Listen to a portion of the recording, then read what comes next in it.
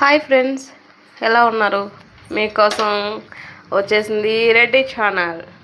ఈరోజు మా ఇంట్లో స్పెషల్ రాగి పిండి సంగటి, చికెన్ పులుసు. ముందుగా బాండీ పెట్టుకొని బాండీలో ఆయిల్ వేసుకో.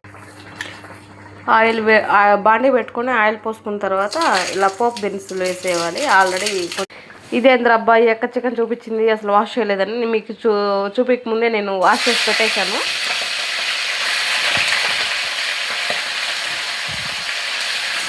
ఇలా చికెన్ మొత్తాన్ని వేసేసేయాలి.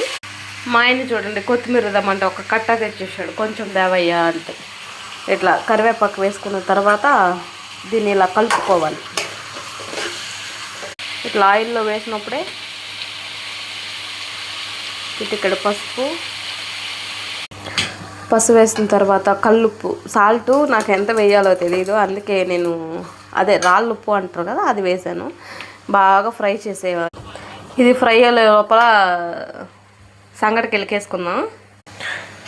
ఇట్లా చికెన్లో వచ్చిన వాటర్ అంతా డ్రై అయిపోవాలి బాగా, అప్పుడు మసాలా వేసుకుందాం మనము. ఈ లోపల మా ఆయన తెచ్చిన ఈ చెత్త తెల్లగడ్డలు అవన్నీ వలుచుకున్న పక్క సైడ్కి తీసేయాలి. ఈ లోపల మా ఆయన తెచ్చిన కొత్తిమీర మాత్రం వలిచేసి పెట్టుకుందాం. ఏమక్క ఎటుగా టైంలో ఎక్కేందబ్బా చికెన్ వీడియో చేస్తుంది అనుకుంటున్నారా అంటే, మా ఆయన మండే తినడు, సండే తినడు, అందుకే ఈరోజు తెచ్చాడు. నేనైతే ఈ లోపు సంగటి మొదలు పెట్టేశాను. ఎంతమంది ఉన్నారబ్బా తినేస్తారని అనుకోకండి, మా ఇంట్లో 7 మెంబర్స్కి అది. చూసారా, వాటర్ అంతా మిరిపోయి ఒక్క ఆయిలే మిగిలింది. ఆయిల్ అంతా బయట వచ్చేసింది ఇలాగా.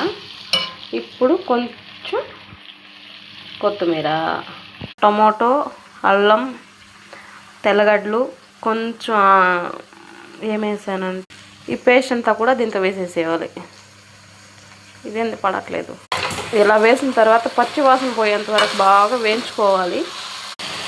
ఇలా బాగా పచ్చివాసన పోయేంత వరకు వేగిన తర్వాత దీంట్లోనే కొంచెం కారం, రుచికి సరిపడా కారం, ధనియాల పౌడర్, ఆల్రెడీ మనం ఉప్పు వేసేసాంగా, ఇంక ఉప్పు వేసుకోవాల్సిన అవసరం లేదు.